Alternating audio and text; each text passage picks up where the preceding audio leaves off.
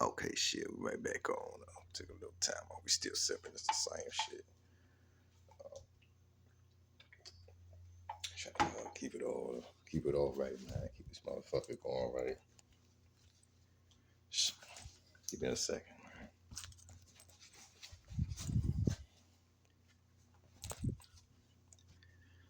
Go ahead, take this shit, man, real quick.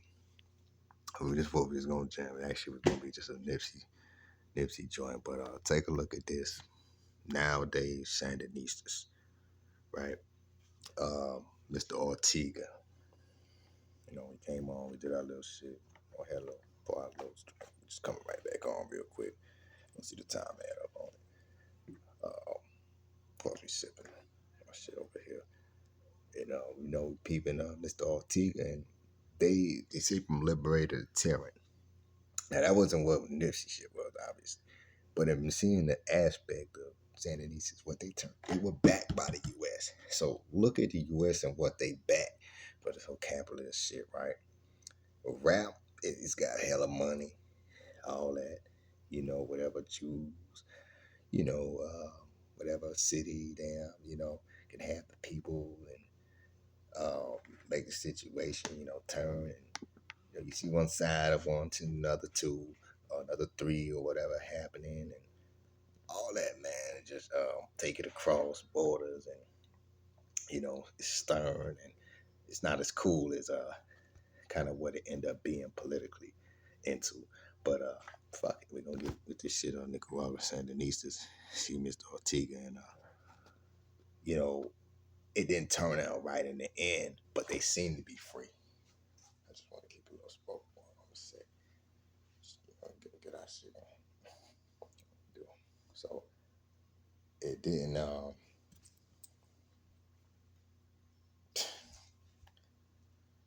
it didn't make it like they ever had any major deal come like where they could keep it. They didn't seem to keep their shit with all the contras and all the contras and all the cocaine shit. I don't think it turned out right. So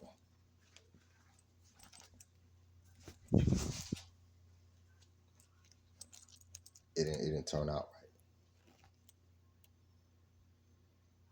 And since it didn't turn out right, the deals, I mean, the U.S. eventually, waned off them because the U.S. couldn't get no profit off the shit.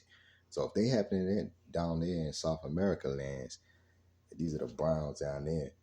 You got some black people too in Nicaragua, but up here, black in the United States, it's not gonna be much better if the deal can even really, keep on down there.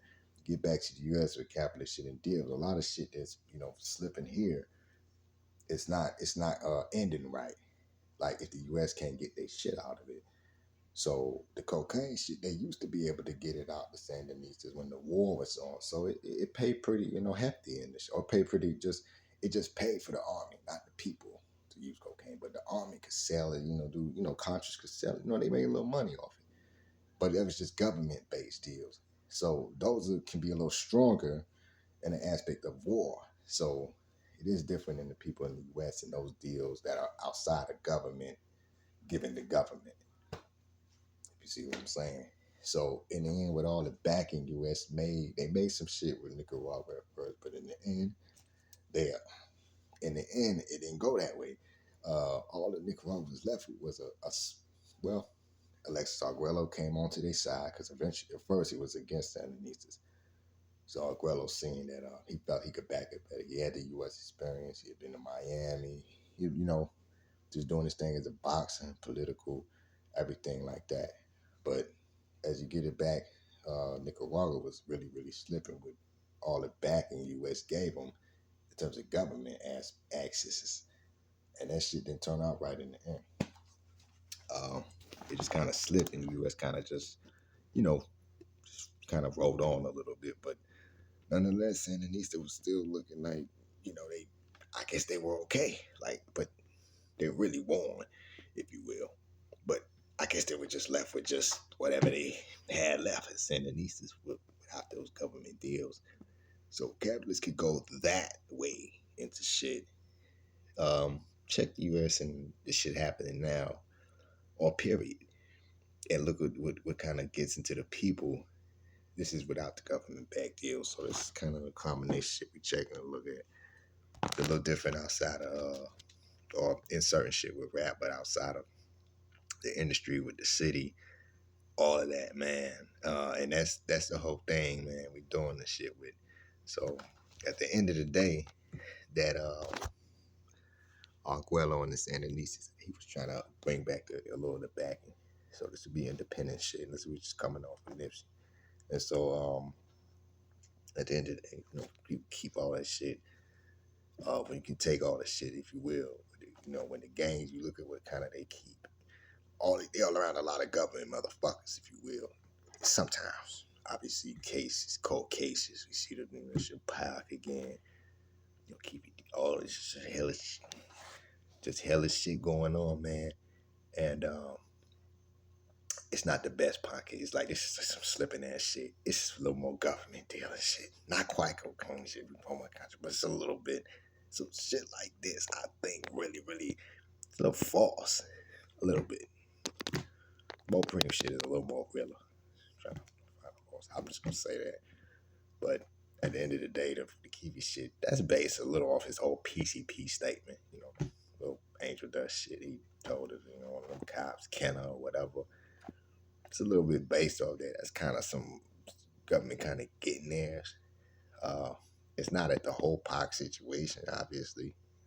But there's some higher ups, like Matulu once felt they were cop-like or cops in that case. But this shit here, clearly Kiwi, man, they rolling with some higher up niggas. They like maybe a little police aspect, but I just mean they higher up hitmen. It ain't just all these one crip nigga, 2, 3, whatever. They some higher up. I'm just gonna say they some higher up motherfuckers. You can tell. That's what they dealing with.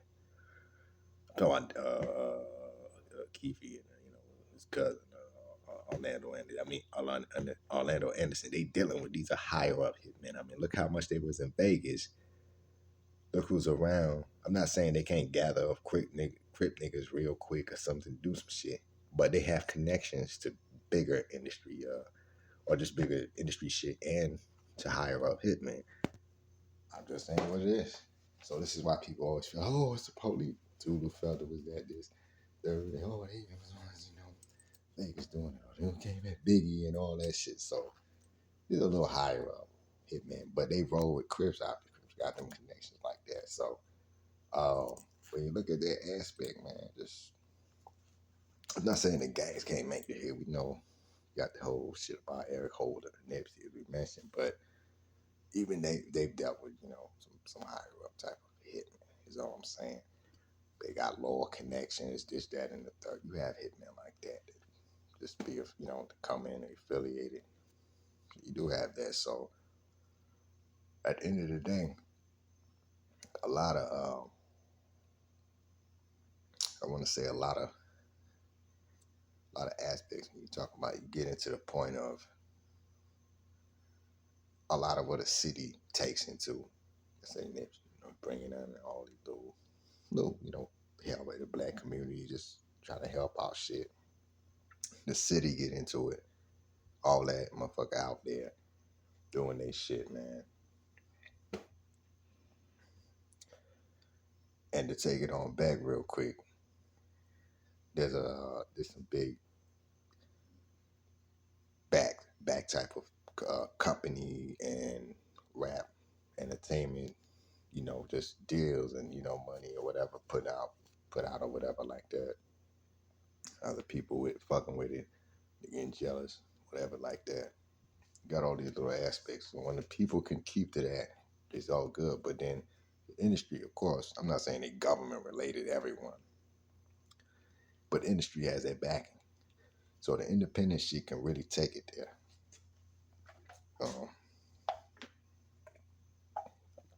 With the right backing.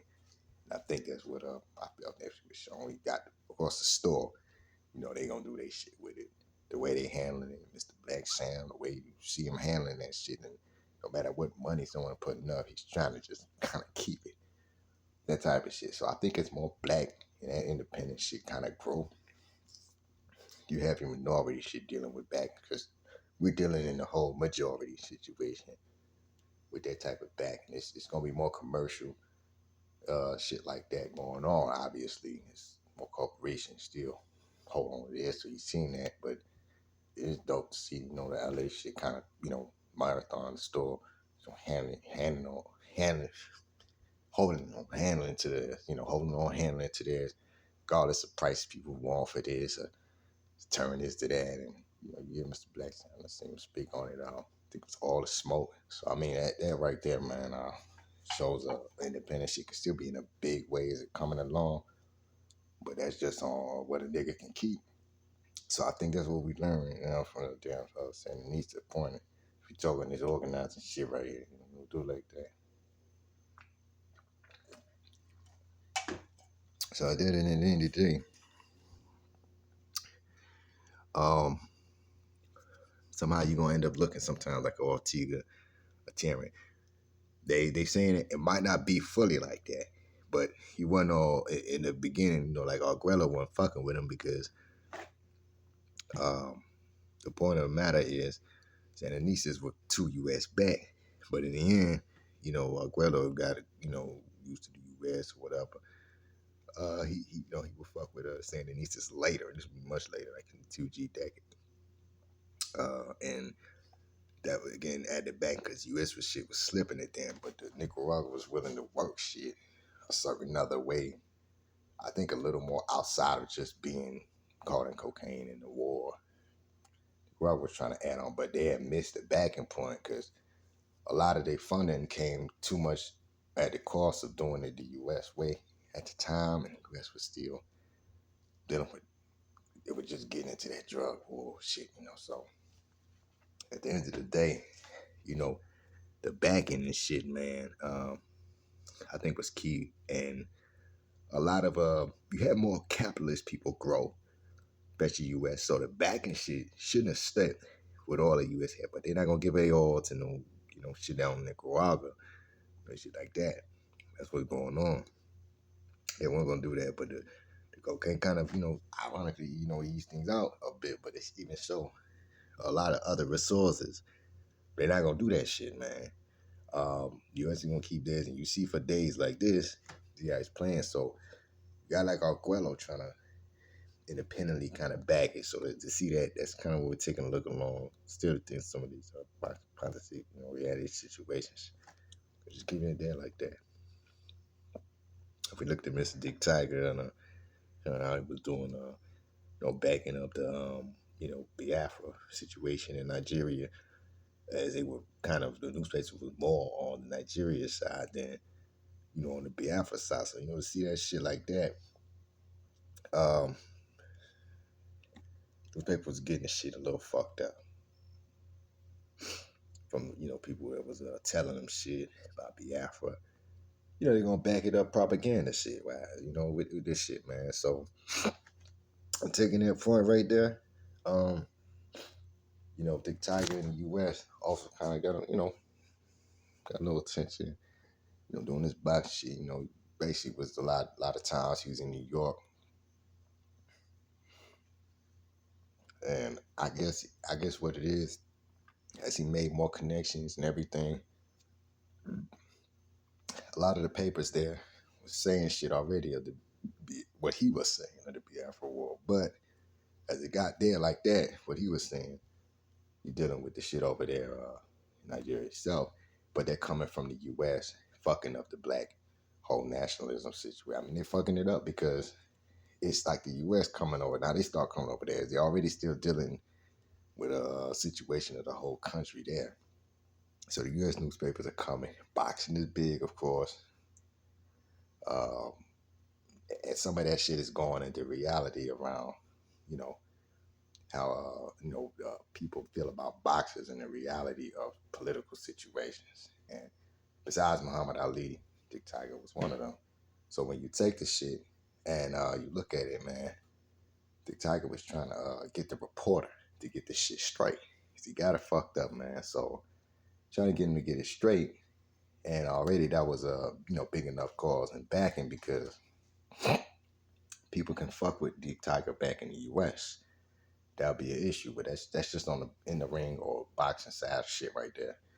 And that's when you look at the independence at that point, when you have a certain position, that's very key, and that's kind of what we're seeing. So we're looking at aspects of Tigger, the dictator, just look at Mr. Nipsey, that's what it is. No matter the capitalist situations, reporters, media, critics, government deals, business or drugs or whatever the fuck. Again, those drugs actually just go to government armies or shit like that anyway. Contras, they were government rebels, or well, not quite government, but they was army rebels, but they were doing shit for the government anyway. So when you look at that aspect, though,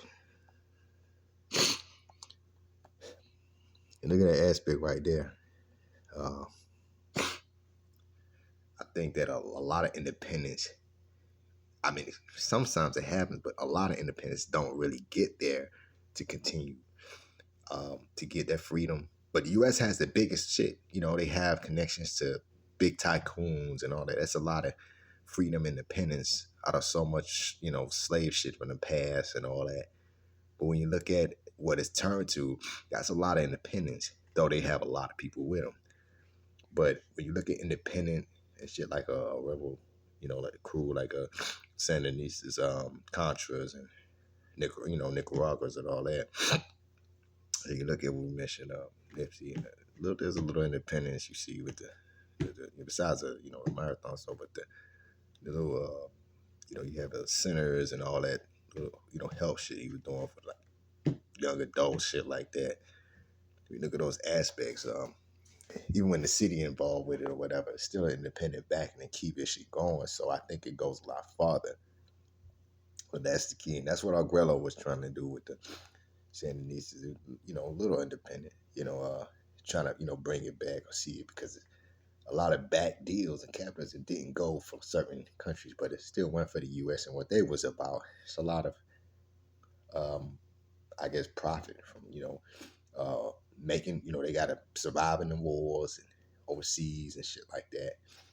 And I guess it seemed at one point Sandinistas would be in that shit, but it didn't really turn out like that. So as time went on, 2G, 1990s, 2G kind of waned off, and the resources, all that Sandinistas had really was fucking just dead, basically, or damn near. And then eventually they just left with a little piece of just whatever they got. That's just all they left with. So at the end of the day, with just what the little shit they got now, they seem okay and happy, but they didn't really slip from many years back. So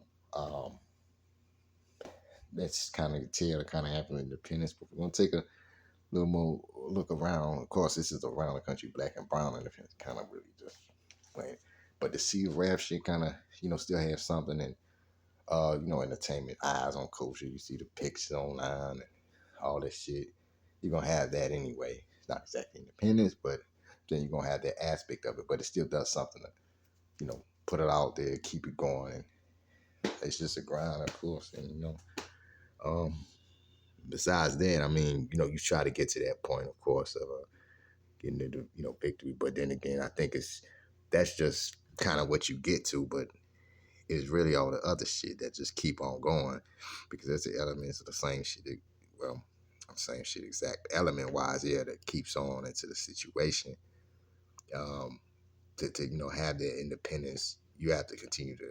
You really, it's you have aspects there, but I mean, there's shit, really a lot of shit to kill it, especially in such a corporate and capitalist type of situation. So it's grown a lot of attention, a lot of newer order shit. Again, mentioning that that's your big family, $1 billion type company hookups, like Pac was saying about Illuminati. Niggas just saying it, but they ain't really, really being into that shit to really kind of go against or come up with shit. That kind of, really come at what the families and shit. They coming up with deals. They're coming up with the next shit. They come at people. They come at people, especially black people, all that. And so niggas just ain't really about it. They're just kind of just saying, who not gonna get people to this, like what we doing about this shit, because they just gonna come at us. They making our deals and shit, like, for us, so we got to, make some shit too. And I think that's a little of the independence, but it's such a steep, big situation. It's so much new world order, so much government connected shit with it, big business shit, and they keeping all that, the pal or whatever, or the bread, and it's going down like that. So it's begin to, but I guess we still, the independence, a lot of it gets chipped at. You coming at somebody this way or that way, a lot of shit gets taken away. So we just taking a look at it, and just seeing that when you look at now, and it ain't even really now, but when you look at what the government's continuing with and all that, a few things, or the people ain't really, they're not getting enough, you know, into that aspect of, keeping the independence. Like, it works for a big second, a showing. Some people fizzle out, some people, keep that shit going. Y'all know the fucking, independence. Y'all see owners and entrepreneurs and all this shit, and I think it's going one way, but it's still, again, to say they're coming at us, man. Being real, I mean, people how the shit get twisted a little bit, man. People out of situation of capitalism, what happens as it come along, and people put forward, people put their, rights and independence to it, or they don't. I think that's gonna be the key to, because to stand away from the capitalism, you're gonna have your days fucked up if you're already in the deals or whatever. So it's got to be another way to not be just so caught up in the deal, but to still be able to have your little independence and shit. But more money, more rap shit. It's a lot more issues and shit, man, happening. So that's where we at with it. And I think that's just I think the judgment of rap too is kind of key. Of course, we know that people feeling his industry plans, all this, but I think it's really the deals. I think it's really the capitalist aspect, and what the people continue with that. That's kind of where rap is a little bit going to, and it's as it get away from independence. The jamming is cool, we gonna jam, but at the same time, I think the independence is still something to really stay to, and I think ain't too many rappers to do this shit like that, and I think Nipsey still one of them stay to certain independence and shit, because you get more fucking out there doing that shit like that. So that's what it is. Wireless companies, we on your neck. So that's how we doing with it. Saying some shit. Let's go on and take a time, but I think right now independence is just looked at in the money and certain songs that come out. But you see how some of the texts, the vets doing, and they still kind of get a little freedom of what they want. That'll be in the still riding dirty shit and all that pimping, or just just a lot of motherfuckers around pimp or affiliating with pimp, just all this shit. Certain shit that still get on like that, man. I think it still make the situation slowly but surely. I think it still keeps something to the people, because rap was bringing the independence with rights and all that back then, just having people have something to say or whatever like that. But amongst the city and some of the bullshit happening, I think that was key. So everybody was on the ground. Everybody was rap back then, R&B, neo jazz, soul, all that, man. Being just fucking, being where they fuck with the clubs, and I mean, you got the people not try fighting back against the clubs, all this type of shit. Freak nigga, it was black and creative and black historical dances. Even though you got your strip shit, whatever. All of this, man, and they have that aspect. I mean, a lot of it be capitalist right judgments. Not everything in capitalism, but specific capitalist aspects. Freaking did beat. And that's just saying, just a little bit, but because they had its own. Why they said we just want our own instead of just the white spring break shit was going on. Like, man, we just wanted something our own. So there was a little independence there. Some of that beats capitalism. So I think some of those aspects, could still happen, but a lot of shit nowadays is against clubs. Those clubs have slipped anyway. I mean, it's just in the city, capitalism. So it's out there too. Um, people may have thought I say it's D1 or some shit. I mean, he may be off on some shit. Yeah, I feel he's off on some shit, but like a couple of his shit he's saying. But in terms of the club shit, a lot of it is capitalism. It's not just relationships and shit leaving the club or anything like that. A lot of it's capitalism. You know, um, that's what it is. So we'll do that. I even know there's a few relationship talkers. Mr. Nika, doing her shit, big shit, all this other shit happening, man. All all this other few other relationship cats you done had. People talking about, oh man, where it is, and a lot of motherfuckers, man. And got a little something here and there saying about club shit or whatever. And it's like, I think it's really the capitalism point of shit. Yeah, maybe more money and certain shit and entertainment, but the clubs is not the big party shit. You see, sexy red guys, all that, where they got it going, whatever they doing, who they fucking rocking with and all that. The club shit is still, rock the city in a certain way to a certain point. But again, it's capitalism and more rights and lawsuit shit happening over some of this sex bullshit. Start losing here and there. A few things that the club keep it, and it's just trying to get this big, shit going on, man. Big money shit, keeping that. But it did used to be a little more freedom around it, rights, people being creative. It's not exactly that no more. A lot more capitalist. Just like the rap shit, and now it's a lot more capitalist shit, more bigger. So I think that's the key. When you get to that, shit, independence really get bad. I know you're gonna get to the jam, shit. But we're not really talking shit. But I mean, we're saying that kind of the independence and dealing with capitalist shit. Well, that's your key right there, because the big commercial shit isn't exactly gonna deal with capitalism. Um, to a loss as quick as the underground shit. But the underground shit does have shit kind of going in there, independence, and that's the key with this. But we're gonna take to a little subtle shit. Gonna grind, baby.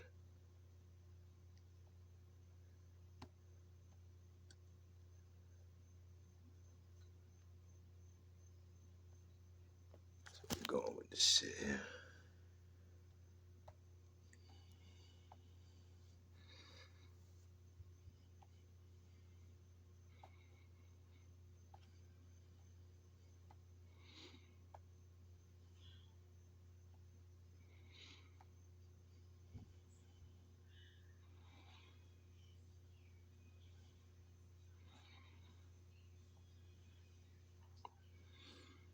Got your gender shit over there too. That's a lot of attention on all media.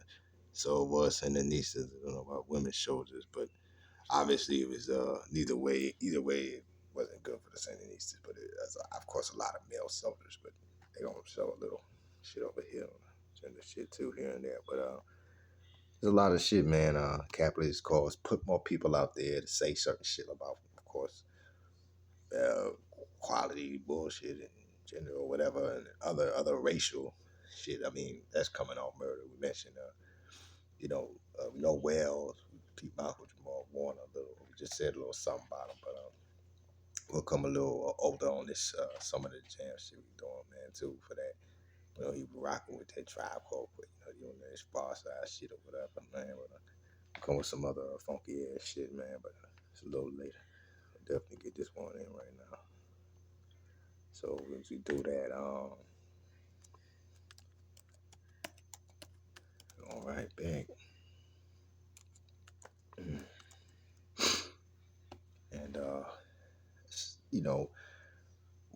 war shit, all that. Sometimes I don't think people are seeing some of that aspect out here.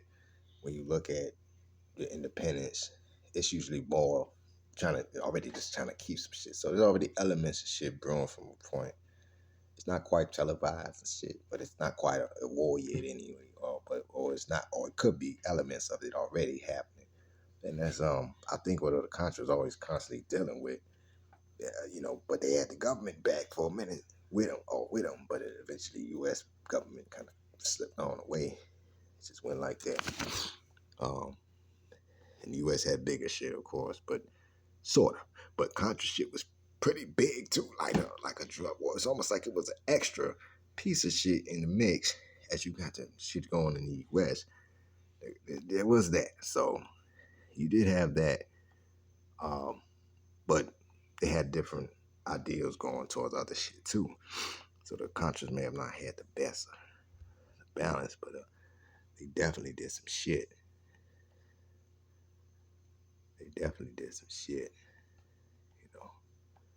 Of course, they say Cold War, all this, but it's a little more than psychological shit.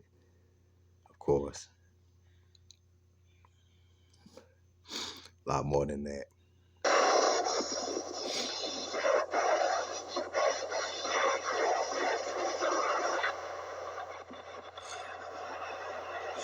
Really though, man, it's too much shit, man. That'll take it there. And at the end of the day, I don't think it's too much shit that keep you, having to, get more attention or get more fun or whatever, or cocaine and shit to the situation. Like the bigger deal of capitalism and the cocaine shit, I think is making it more like, cocaine already had to deal with certain laws and all this passion. So the Contras kind of made it certain shit here and there, Louise. I mean, that's what it is. I mean, they have that shit out like that. I mean, this is your independence. This is your time. It's like, you go for. So we mentioned drugs and the laws already and what's legal and what's not. And I mean, just different shit with it. Issues already. Contra shit did help to, I think, make shit a little more open, sort of. But again, they're rebels. They working with the army government, so it's a little different. But you got the other motherfuckers. They just bombing up. They bombing up the, Nicaragua and all that. So as they do that, the cost and the Contras and all this shit, all the Sandinistas are needing a lot more. But of course, the government working a lot with the Contras. With the thing is, the Sandinistas already, Sandinistas already. They're not as, I guess they're not at some points. They're not really as strong. The Contras have a little more backing, but so do the Sandinistas. They got a little shit too from the U.S. So you have that combination, and I think that that one didn't exactly go the best way it should have, obviously, but there was still some good shit. See, like there's little elements that happen, but they don't really hit that, big, revolution point exactly. But they have the elements there. It's there, but it's not able. It's dealing with some, fucked up shit. It's not able to kind of, have it, but they shooting it, fucking firing guns. They, trying to, people, they trying to bust back and people bombing and get the kids at it, it's just so. That's what it is. This was definitely something dope for the drug war time, the drug war era, the crisis. It was really that dope, because before that, right here, check this shit. You're looking at Vietnam vet or whatever right here, but that's the key though. We're looking at a few of the different what kind of worked on a little further, so we just kick some shit. I think rap is kind of at a certain point at times where that's what it is, and that's what we mentioned earlier with this whole QPD, hitman situation. Just a little something there. We get on and go ahead with this shit. Go ahead to it. Do this shit like this. Just a little second, man. Still got that bullshit we want, man, with it.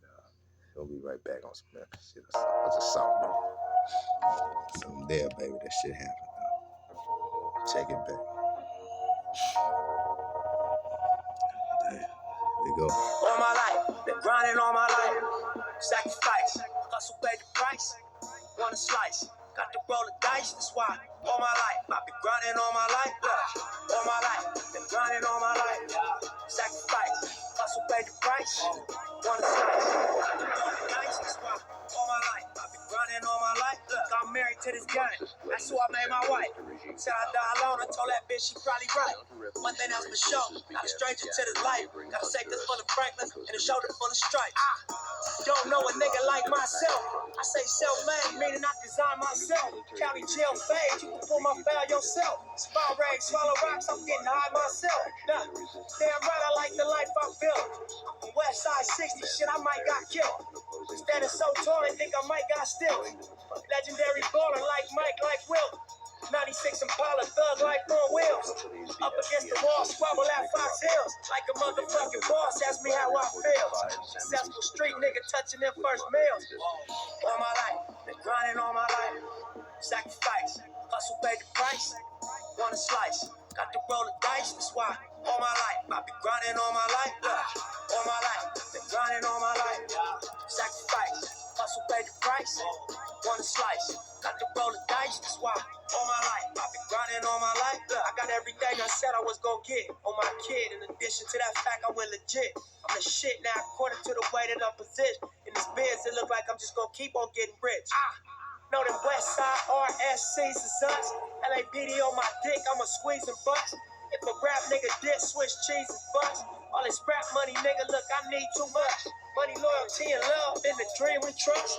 You'll be switching up the players on your team too much. Tiny copy, that's my low, Young Supreme, what's up? And we travel around the world getting cream or what? Ain't you get off on whoever hustle seem to rush? Las Vegas strip pop, yeah, you creamed them punks. After all that looking tough, all he seen was stumps. 50 Cent and Mayweather flee to sing with us. True story. All my life, been grinding all my life. Sacrifice, hustle pay the price. Wanna slice, got to roll the dice, that's why all my life I've been grinding all my life. All my life, been grinding all my life. Sacrifice, hustle pay the price.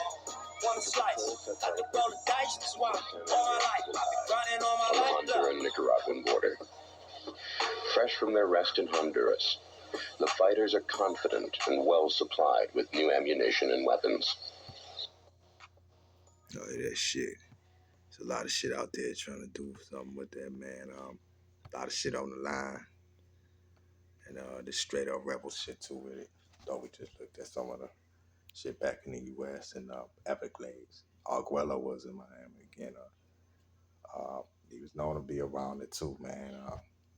So not quite deep in the smuggling, but I'm talking about, he had his cocaine situation or whatever. But he got past that a bit later. But he was in the Miami and at the Everglades shit. Miami known for all the niggas that be fucking with whatever drug shit there. But you got the Everglades and your fishing shit.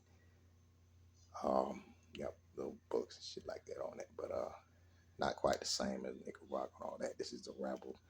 They're taking on the biggest shit or whatever. But this is the key, man. So right back to it. People a little bit. Let it roll. It's deep in this shit, baby. Goddamn, here we go. It's the Dick Tiger, man. We were seeing there. He was saying about this his own situation a bit.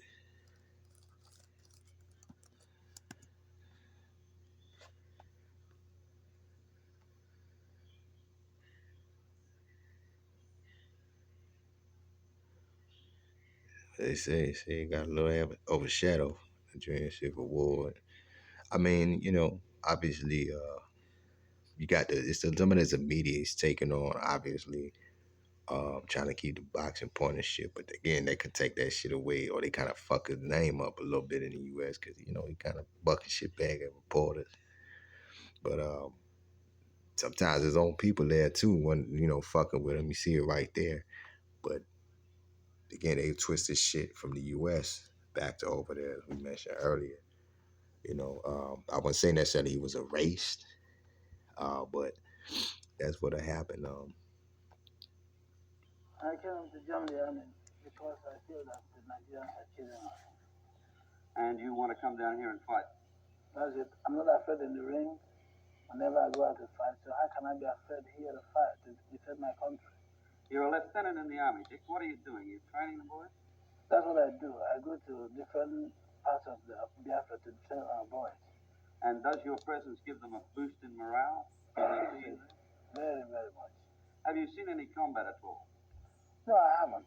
I don't care. If I'm called to go there, I wouldn't mind. You wouldn't mind? I wouldn't mind, yes. Have you got a fight lined up in the States at all in the near future? Yeah, if I don't fight that much, maybe April, I think so. And you'll go back to the States and fight there and then come back again and fight? Yes. That's it.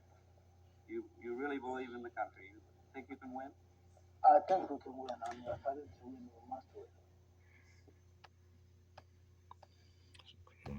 I'll go a few more, I guess.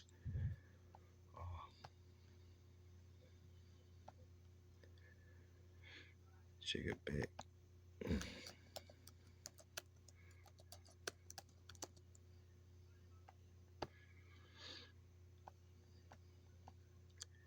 Of course, that's a little more personal decisions and all that shit he's mentioning.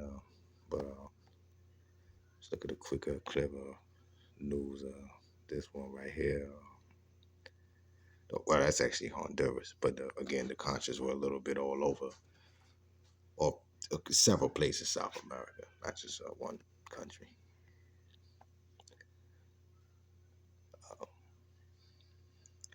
This is one we're looking at right now, the Bokeh Valley. So this is in the late 1980s, of course.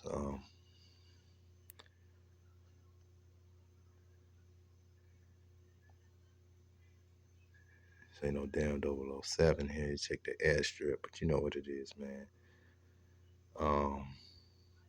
Had to look at that. Just a few things real quick. It's 86. We know that was a tense era for what's that shit you call the LA shit, the crack cocaine shit. I mean, a lot of connections. The Contras had a good world situation. But like 007, that world ain't enough. Pierce Brosnan see this shit. That'll be later. I'm just saying, but they had a little world situation. Cocaine. But again, they had the government back and all that, but eventually there's so many laws and shit the U.S. on, and U.S. ain't trying to supply all that shit the whole fucking time up into 2G, because the Contras and Sandinistas would keep continuing shit longer than the Contras. So the Sandinistas are really very, very key in a lot of this shit, man, to be honest. But this is what kind of people say it turned out to so many years later. They just kind of left with whatever they got now, and it's like just a few things to keep on and hold on. But hey, that's just how it turned. Now, this is the last days they're saying of the Contras, but the thing is, the Sandinista shit, they always kind of continued, if you will. So that's the whole thing right there. But they always continue until they fucking just fizzle. And I think that was the backings. They kept trying to keep those for the countries and all that. But what the hell I'm getting at this shit at, man. But we're gonna check it out here. And there's a lot of shit. Shit, man. If that could keep on for as long as it did without, well, they had the U.S. backing for a minute.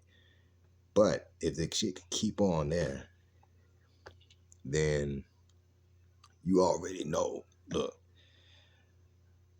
there ain't no fucking way that the U.S. isn't for, having a few fucking, people take, progression in other countries over the shit. This is pre all the immigration, or pre all the, I mean, the laws now have added a lot more. That's what I mean.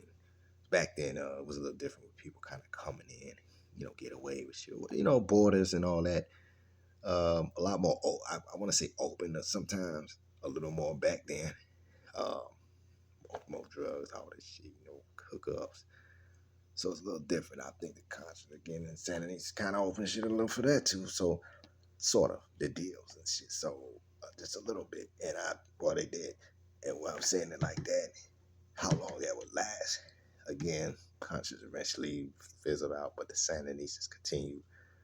So much variety, or so much shit come out, from some of what the other countries into getting backed by the U.S. But this was really on some shitty shit, man. Like that, man. Just really shitty shit. When it turned to the serious shit of motherfuckers in the U.S. and the drug crisis, and people looking at that, who the fuck else really gonna take to deal with the situation? It's just the U.S. But that's from the killing point of shit. The drug crisis killings. When you talk about dealing with the war and the big capitalist shit, the money. What you get your other countries such as Nicaragua and all them in the mix. That's what happens. That's when the U.S. and its allies, and had a situation looking for more independent situations and shit. So that'll happen, man. And I think that's what fucking threw it off a lot more later. The U.S. got the fuck on, and the Contras saying it needs to shit. All that already kind of started to fizzle for that, and I think it was because of the independent shit. It started already, and I'm thinking, shit got fucked up. Where the U.S. wanted to go, and it just turned shitty. So that's what it is. Well, right back, we're just checking a little bit more some of this Everglades shit. We mentioned there's always some big shit at the Everglades still. Networks. An operation done in coordination with multiple agencies, including the Navy. And this was a big one. Big enough, the Commandant of the Coast Guard on hand to describe what is almost always a dangerous mission. But most of the operations occur at night. They try to move under the darkness of night. Video and pictures show their tactics, how some of the biggest stops went down, with boat crews advancing, spotters with an eye on smugglers down below. This is the picture as they intercept a smuggling vessel 240 miles southeast of the Galapagos Islands and uncover 1,700 pounds of cocaine hidden in the deck. Another picture is drug runners attempt to dump evidence. 2,500 pounds seized from a speedboat near the Colombian coast. We try to video the jettison so we can tie the drugs to the vessel, to the people, for subsequent prosecution. Riding a very rough wave, much of this work done while these men and women weren't being paid. It would be 5-week partial government shutdown. These men and women were away from their families, a lot of things on their mind, but they kept their head in the game. They stood to watch. We patrolled during Thanksgiving, Christmas. So see how these motherfuckers move here. Obviously, man, check this shit. The Everglades, the boats, the shit that the independence is, and niggas, whoever whites, you got all these motherfuckers smuggling, they cocaine. But I'm talking about all the independence, man, already. Not that they making the situation to get cocaine shells for the government necessarily, but it's them versus the government. So when you look at Sandinistas down in South America, and you check these motherfuckers and really what they after, and what they are getting in to with government, their own and U.S. There's a lot of still independence. That's a lot of shit going on along what we're talking about. I think it's of course it's it's not exactly a different battle sometimes, because sometimes they have to look out for the other motherfuckers bombing places where kids at and shit like that. So the way the government is working, they're allies at times with the U.S., but again, eventually the U.S. back the fuck out, and it's not all good basically there with that shit. So that's what's happening. We see it here. We're gonna roll it and take it, cause shit, man, at the end of the day, point blank into this shit. No matter how many, big, capitalist situations, will make delay into the just situation like you see Mr. Ortega and the Borquet, it don't, be formidable at any time or damn place, or placing, and really what happens into the hands that make the situation. But whoever they calling on the independent shit, boom, motherfuckers gotta handle what gets bombed out, strewn out, whatever, man. You can be strewn out on shit, just whatever, whatever, cocaine shit. But as it gets the deal, it gets its back, it gets the motherfucking big capitalism shit, just just Contras and hey, man, this situation, man, hands it what it does, so to just have that, man, And, to make that's, just ampling right there, man. That's the handling of the shit. So it can do that. The cocaine can go as far as it do. Take the situation, just, put it on, and how long that it'll do, man, with it. It's a whole dope situation, man. But the rebels are handled too, man. And that's what the fuck it is, the Contras, all that. But bringing it back into the U.S., I mean, it's a little different situation with the gangs, so that's how it be, a star day, however the fuck you want through, man, shit. But you can shine, you can be big, but, U.S., certain situations around the gangs, I mean, I think it's still like, you're seeing like Nipsey Hussle, and that situation is around, what a key, kind of shit happening, who's affiliated, who's not, who's really on active, however you want to call it, man. But it still has its independence, man, no matter how big the money get.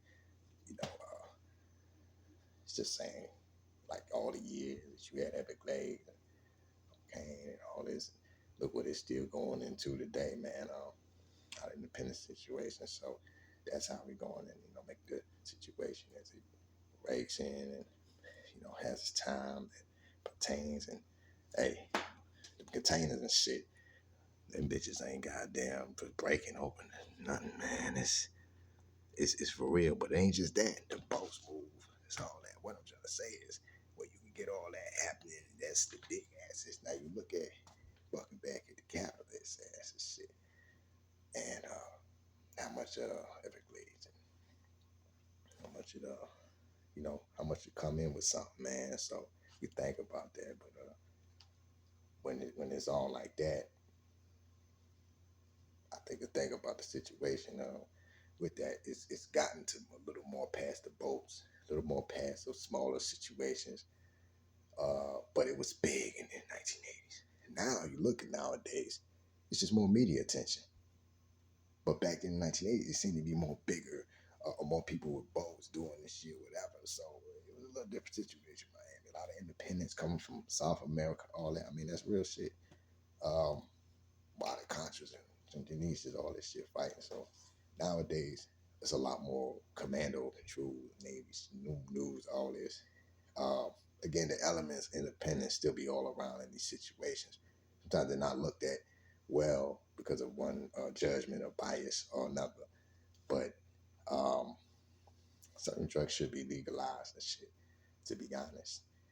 And but that would deal with this another form of capitalism. So I think that's what we're seeing here. But we're taking it back to the bouquet, and here we are. So it's jam this shit. Oh, and we're bringing in the damn this gangster bullshit too for a bit. We're gonna do right on. Intent on their mission, they move through the dry May jungle beside the Bokai River.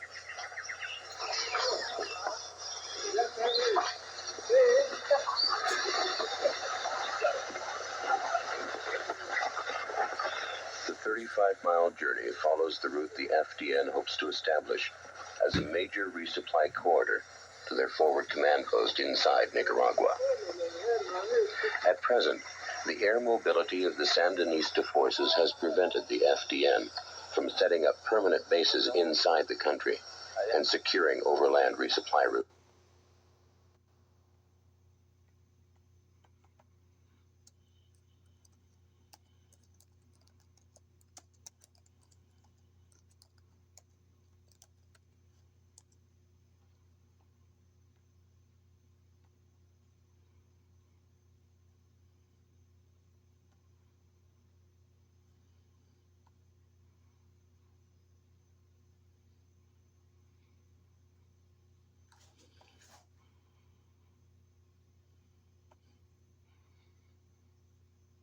Funding for Frontline is provided by this station and other public television stations nationwide, and by the Corporation for Public Broadcasting.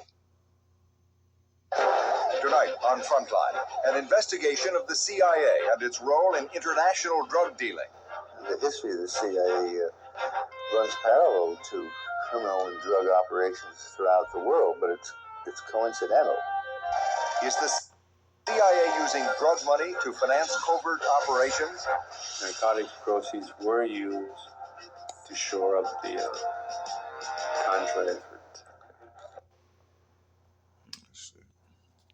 Contra effort. I mean, there's an independence even with the government shit. So I think that the Contras too, again, a little different than the Sandinistas because again, the Contras were doing a lot of other shit. They were bombing shit. This in the third Nicaragua had this people kind of like Sandinistas. I guess they were trying to stop a few situations here and there, that type of shit, but. The Contras had a little more attention. They definitely had more attention. They got more attention.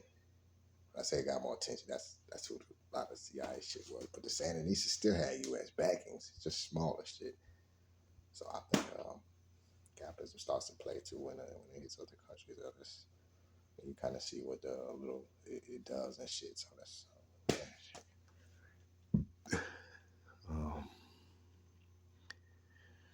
yeah, it's like that.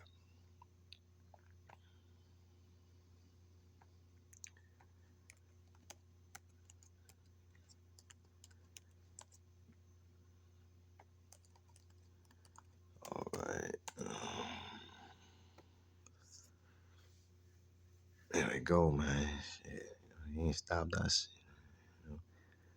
People back to rap, check it, baby. You know how they got on a little bit. And city shit. Clubs and shit. I'm go both of us worlds are here. Just, I mean, cause, you see what shit we doing here. It's kind of several worlds, but it's all real. You can be in a couple of different situations.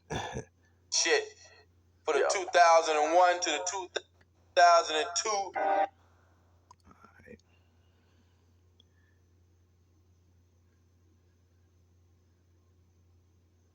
Here we go.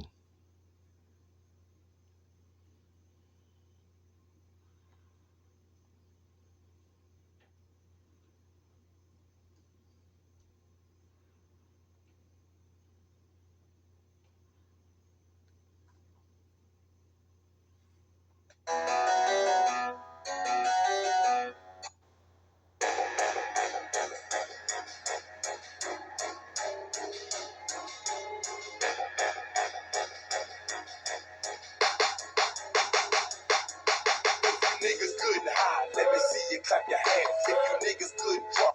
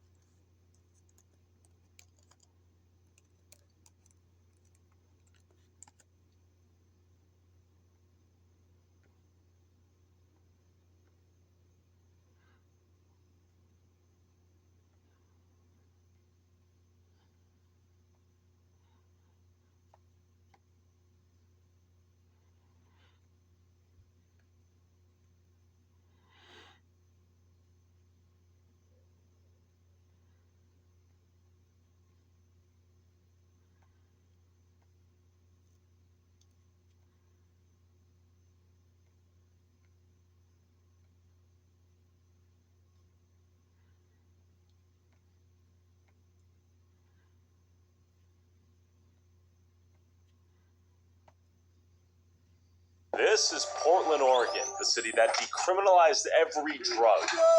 This is Portugal, the country that also decriminalized every drug, but with insanely different results. What is the difference between Portugal's decriminalization and Portland's? Well, the idea is legalize all drugs. Why has Portugal had great success while Portland has failed? Today, 2024, it's in people's faces. Over the last year, I've documented the deadliest drug in human history, fentanyl, infiltrate nearly every major city in America, from Honolulu, Hawaii, to Anchorage, Alaska, to Kensington, Philadelphia, with drug overdose becoming the #1 cause of death for Americans under the age of 40 in 37 states. In the last 3 years, I've seen well over 200 people that I know personally die from fentanyl overdose. And it's almost everybody I know. Yeah, now your son is fucking ODing in high school. 100%. Dad is right? Is he alive right now? Potential overdose? But what can be done to stop this overdose epidemic? In 2020, Oregon passed Measure 110, decriminalizing the use and possession of all drugs, hoping it would help drug addicts feel more comfortable seeking treatment rather than hiding their drug addiction in the shadows in fear of being incarcerated. But in 2024, drug use and possession has been recriminalized and will take effect this September. Initially taking inspiration from the drug policy in Portugal, who claims to have solved their drug issues with decriminalization as a key part of their strategy, has made me wonder if there's something else Oregon's experiment was missing besides just decriminalizing drugs. All right. Excuse that shit. I had to get something, man.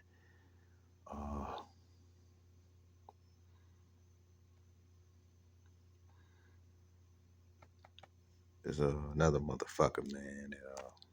It's a professor.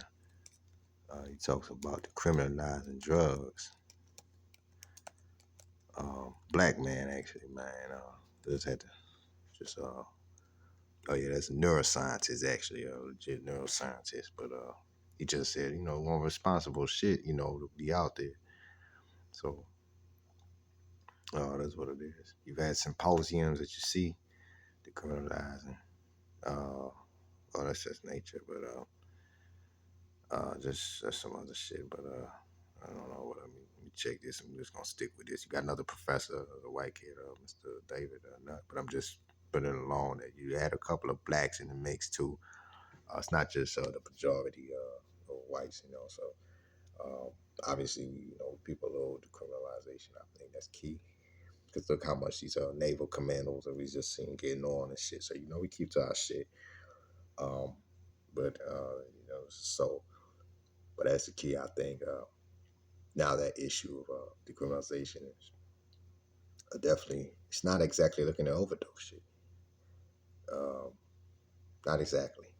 I think it's more the people, the public, the responses, and I say the overdoses, but responses of efforts. The efforts are provided into the shit. They're not going well. So it's not just fucking decriminalizing it, but it's the efforts provided into it. They're not going well. Overdoses is one of the aspects of it, but it's not just the overdoses. You got other key aspects of government and what they're putting out into the decriminalization. And it's not that popular yet. So it can easily be one of them rise and fall, or, just bullshit experiments. It just fizzle out. And I think that's kind of what it is. But with a few other professors as we checking along here, check this shit, man. And this motherfucker really says just some straight up shit about it, man. Just look, he said I've done some shit before. I can handle it, all that. All this shit he's saying. I mean, that's some real shit. I just think it's either jail or treatment. It's just simple shit like this. So just take it a little farther. The experiment is cool, but again, it don't have much to go off. So I think the effort is still more people riding with shit like this too, man. But you got the other professor, Mr. David Nutt. You see a lot of them doing it. It's actually a neuroscientist, but the other cat was David Nutt, and I think some of those continue on taking to the situation. But in his case, the neuroscientist, he'd been a user before, so he fucked with it, but he handled it, and I think he, having some of those efforts out, so they're gonna get that damn personal with it. Not just a quick experiment and see who use it. Flop. No, you got to see who use and handle shit with the cocaine or heroin or whatever was legalized. And I think that is what he's bringing. But he's talking about heroin being legalized. Having, people want a hospital for it. This is someone who sold heroin to Miss Betty Holiday way back. He did an interview way later in the 2G time, 2G decade time. And he just thought there should be a hospital place. Motherfuckers say that. Clean needles, heroin shit, all that, and get it going like that. But in a hospital place, instead of all in the streets fucked up. And I think there's what you see here is a little more added.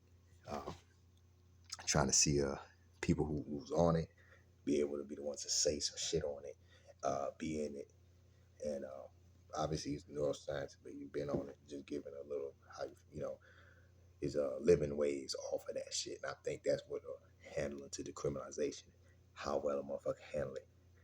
Because you got too many overdoses and shit. That's not gonna fuck with what decriminalizing is about. So that's what we need. It's gotta be motherfuckers handling the dope, heroin, kind of having that key aspect to it. So this would be real shit. Doesn't make any sense when the vast majority of people don't need either. It's either jail or treatment. Doesn't make any sense when the vast majority of people don't need either. This book is a hybrid, if you will, memoir, science book, and policy. What I thought I'd do here today was to focus a little bit on the science, why I wrote the book. I've been studying drugs for about 22, 23 years. And one of the things that I contend in the book is that there have been some assumptions made about drugs that are false, bad. And that has led to bad drug policy. And so I think I'll talk about one component of what I highlight in the book. And that component, what I'd like to talk about is the work or the science that I've been doing and other people have been doing with methamphetamine. Back in 2005, I got a call from the Office of National Drug Control Policy asking me to participate in a roundtable of writers who were interested in writing stories about methamphetamine. They wanted their stories to be more realistic. They were writers for things like Law and Order, CSI, magazines, and so forth.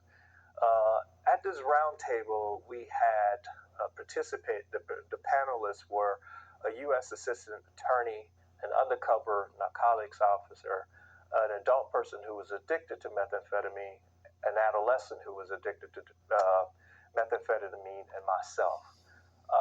My role at the panel was to help participants understand where the science was at the time, what we knew from the empirical information. And so I proceeded to summarize what we knew. Basically, what I said was that we had, up to that point, we had tested relatively low oral doses in the laboratory where we gave to people, and we evaluated the effects of those doses of methamphetamine on cognitive performance, mood, heart rate, blood pressure, and those sorts of things.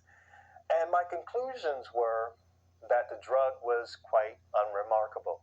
In fact, in people who are well rested, you didn't see much in terms of cognitive disruptions. You didn't see any. Those low doses produced some euphoria, but moderate range of euphoria. When I finished my presentation, my fellow panelists were horrified. They were horrified because they had told stories about the horrors of methamphetamine that they saw in the natural ecology. They recounted stories of methamphetamine users developing superhuman strength. When someone was on methamphetamine, it was said that you had to increase the caliber of weapon. Regular tasers no longer worked with these individuals. Another story that was recounted was that